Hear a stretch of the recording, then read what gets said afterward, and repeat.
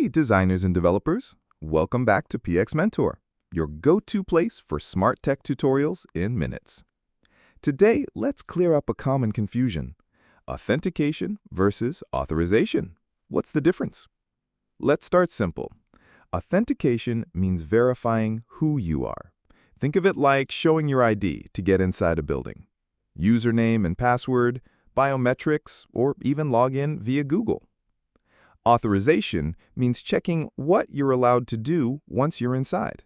Like, can you access the admin panel or just view your profile? Here's the catch.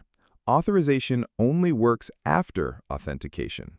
You first prove your identity, authentication. Then the system checks your permissions, authorization. They always work hand in hand. One answers, "Who are you?" The other asks, "Can you do that?" So always remember, authentication equals identity proof. Authorization equals permission check, not permission give.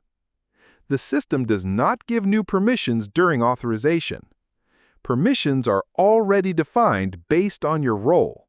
Authorization just verifies or enforces them. Just like in this graphic, login screen is authentication. Abilities are authorization. Example 1. You log into Gmail, that's authentication. You open your inbox, but can't access your friend's inbox because authorization restricts it. Example 2. In a design tool like Figma, you log in, authenticated, but only team admins can publish changes. That's authorization. In apps with roles like viewer, editor, or admin, authentication logs you in.